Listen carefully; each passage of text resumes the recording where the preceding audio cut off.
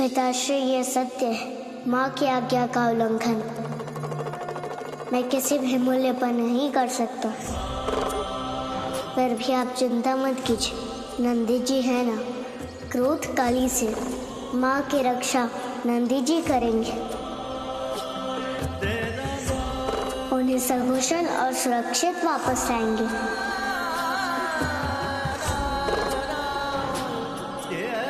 जाइए नंदी जी, माँ की रक्षा कीजिए। जो आ गया प्रभु।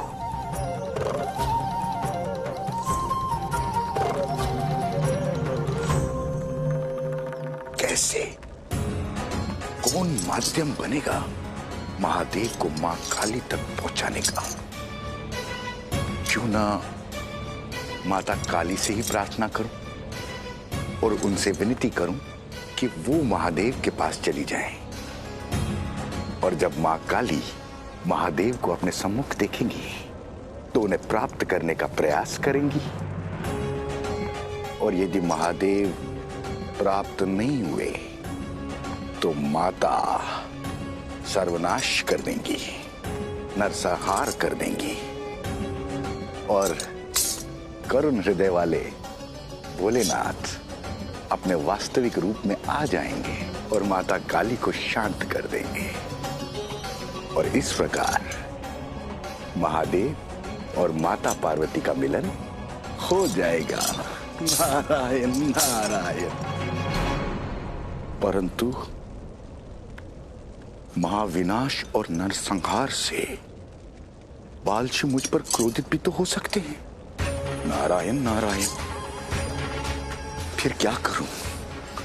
कैसे मां काली और महादेव का मिलन कराऊं? क्या करूं?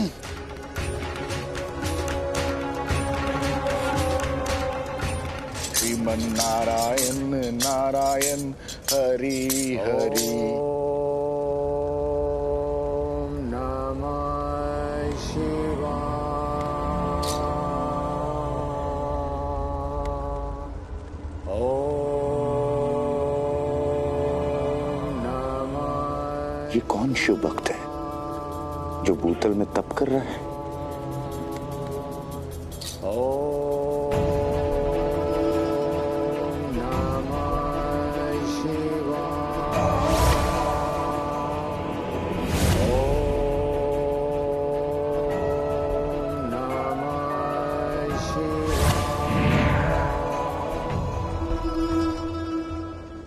ये तो इस सदी के महान शिव भक्त ऋषि लकुलेश है, जो सतीदाह के बाद से भूतल में शिव का ध्यान कर रहे हैं। मेरे बाल शिव लकुलेश आ गया, ध्यान से बाहर आ गया ये प्रभु। नारायण नारायण। मिल गई युक्ति। मैं चला तारकासुर। नारायण नारायण। माता रुक जाइए माता, वापस लौट चलिए। मुझे रोककर मेरे अभियान में विघ्न मत घटाइए नंदी जी। नारायण नारायण। माते रुक जाइए माते। अपने रौद्र रूप में महाकाली आपका अहित कर सकती है। अहित की चिंता किसे है देव ऋषि? माता अब क्या होगा देव ऋषि? यदि बाल शिव आ जाएं, तो संकट टल सकता है। किंतु प्रभु नहीं आ सकते देव ऋषि। माता अनुसुईया ने उन्हें न आने के आदेश से बांध रखा है। यदि बाल शिव को उनके परम भक्त बुलाए तब तो उन्हें आना ही पड़ेगा ना नंदी जी। किंतु ऐसा कौन भक्त है देव ऋषि जो इस समय महादेव को बुलाएगा? महादेव के परम भक्त ऋषि लकुलेश।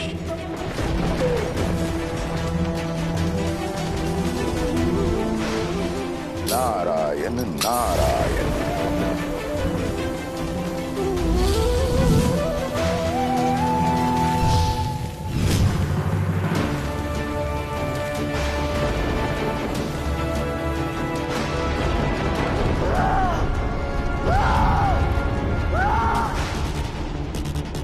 नंदी जी, ऋषि लकुलेश, महाकाली और माता अनुसुईया के बीच पहुंच चुके हैं।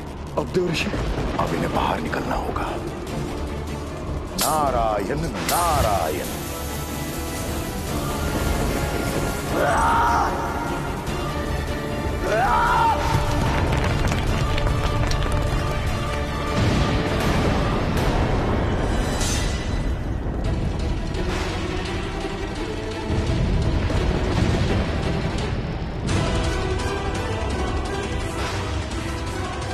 कौन है तू जिसने मेरा ध्यान भंग किया है?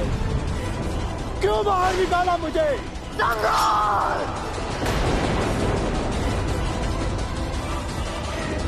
देवर्षि, क्या ये माता काली को नहीं जानते?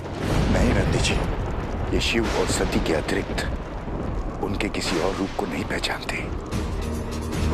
अब देखिए भक्ति की शक्ति का चमत्कार। मुझे ऐसी किसी चमत्कार की आशा नहीं दिख रही है देवर्षि। प्रभु माता अनुसुईया के आदेश से बंधे हुए हैं। आज्ञा का बंधन बाल शिव के लिए है नंदी जी, स्वयंभू महादेव के लिए नहीं। हर हर महादेव। तू जानता नहीं है मूर्ख, रक्त का हार करती हूं मैं, तेरे रक्त का हार करूंगी।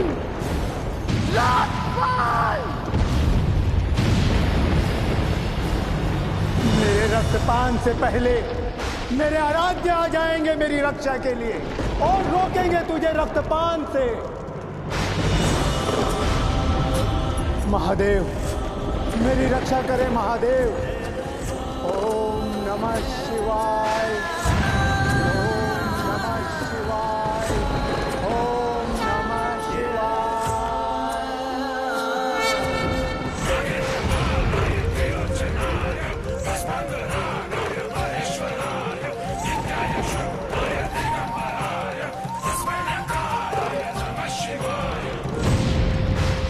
देवऋषि, अब माता के हाथों ऋषि लकुलेश का अंत तय है। हे भोलेनाथ, हे भक्त वत्सल महादेव, आ जाइए।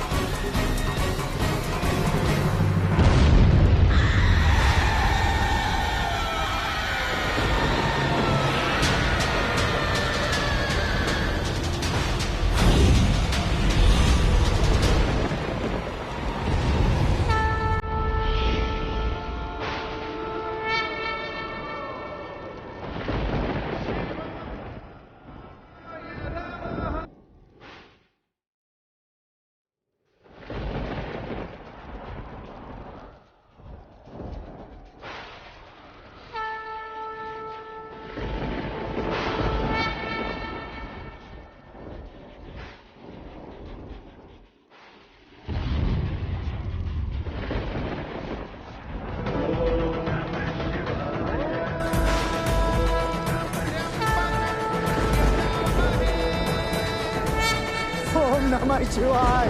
हर हर महादेव।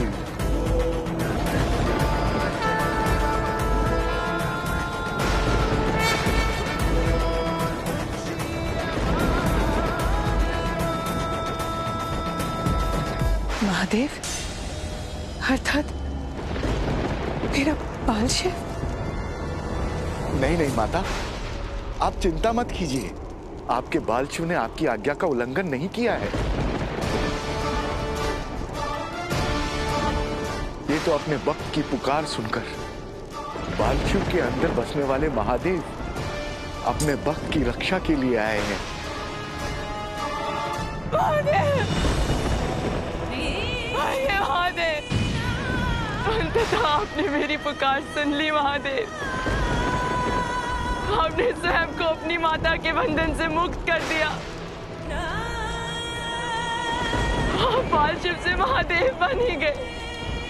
नहीं काली, बाल शिव अभी भी अपनी माता की आज्ञा के बंधन में बंधे हैं।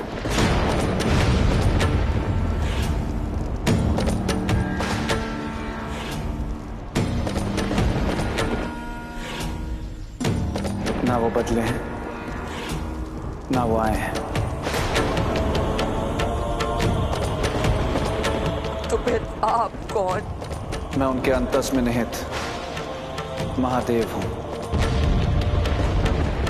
जो अपने भक्त की पुकार पर उसकी रक्षा के लिए आया हूं।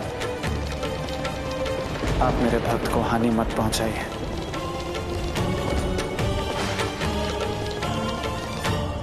तो आप मेरे लिए नहीं आए महादेव? नहीं काली,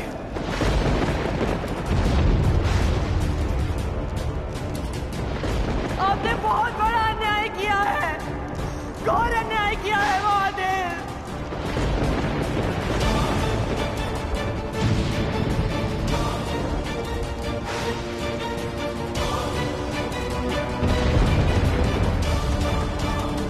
तो अब मैं देखती हूँ, आप मेरे कोप से, अपने इस भक्त को कैसे बचाते हैं,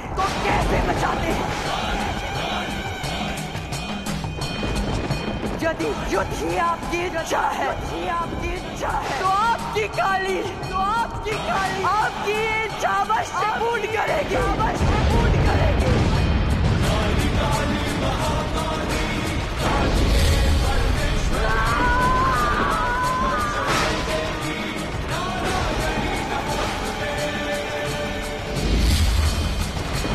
मैं यहाँ युद्ध करने नहीं आया हूँ काली,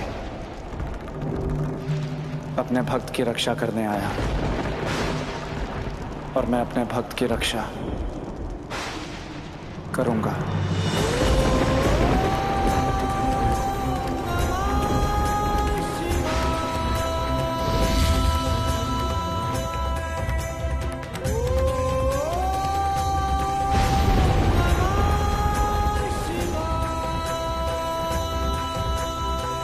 तो बचाइए अपने भक्त को महादेव।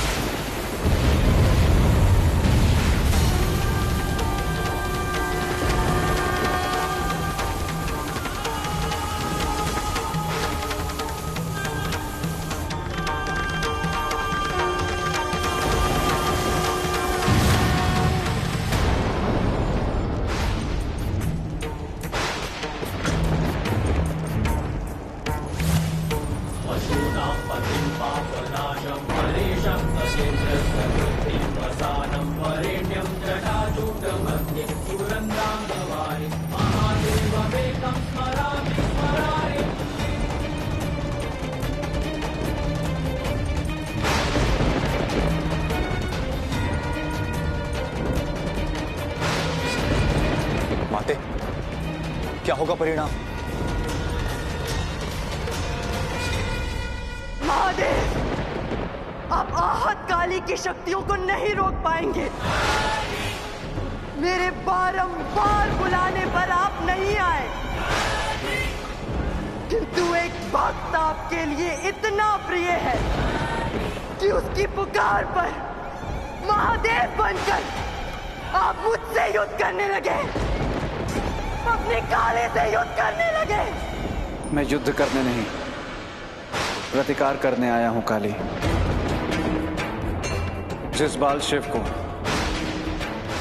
तुम बदलकर महादेव बनाना चाहती थी, वो आज भी अपनी माता की आज्ञा के बंधन में बंधे हैं। और मैं यहां अपने भक्त लकुलेश की रक्षा करने आया। तो फिर ठीक है, यदि आपको माता के अतिरिक्त कुछ याद नहीं, तो फिर काली को भी कुछ याद नहीं। काली भी सब कुछ भूल चुकी है, सब भूल चुकी है काली। प्रेम, करुणा, मोह, दया, सब भूल चुकी हूँ मैं। सब महादेव,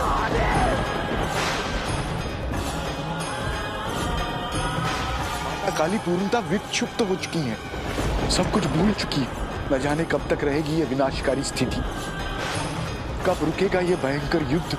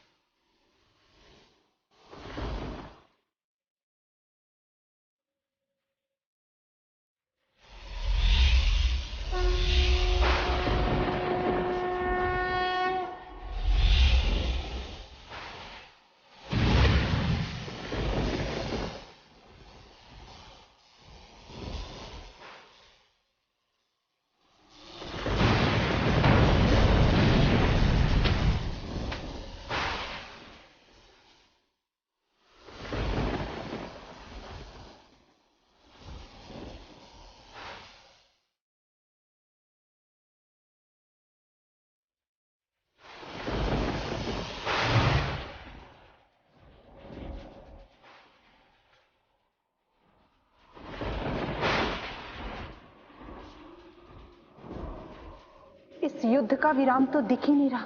यह कैसी विकट खड़ी उपस्थित हो गई है। सृष्टि के जनक और जननी विनाश पर उतर आए हैं।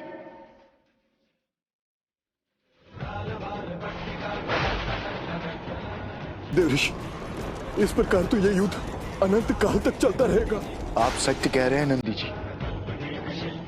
मां काली का क्रोध जब तक शांत नहीं होगा ये युद्ध चलता ही रहेगा।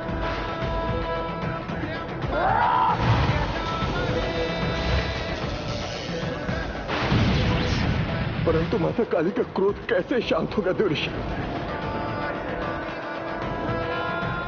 जिस महादेव से शांत होती थी उन्हीं से युद्ध कर रही है। आप भूल रहे हैं नंदी जी, माता काली कभी महादेव को देखकर शांत नहीं हुई है, वो बालक शिव का रुदन सुनकर शांत हुई थी।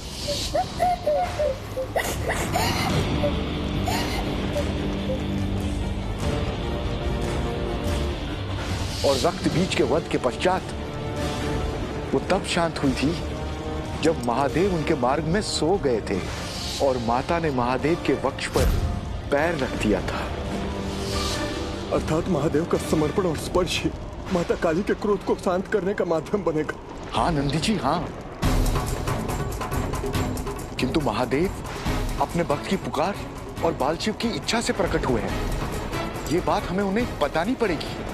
किंतु समस्या ये है कि इस भयानक युद्ध के बीच उन्हें ये बात बताएगा कौन?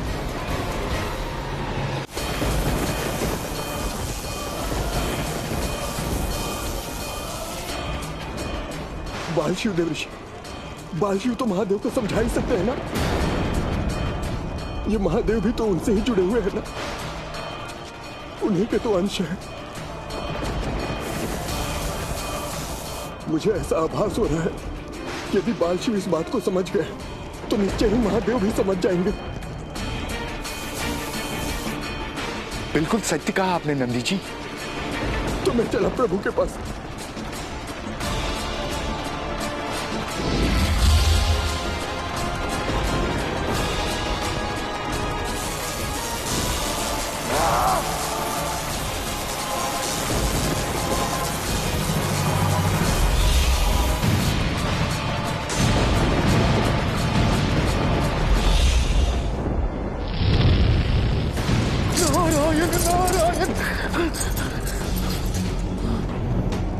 आज मैं कामदेव की तरह भस्म हो चुका होता।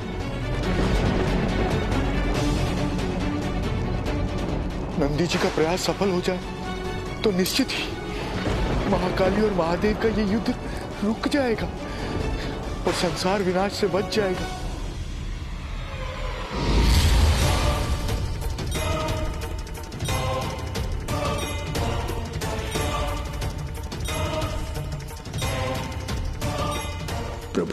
आप ही इस समय महादेव के रूप में क्रोधित माता काली के प्रहारों को रोक रहे हैं, किंतु माता काली का क्रोध ऐसे नहीं शांत होगा प्रभु।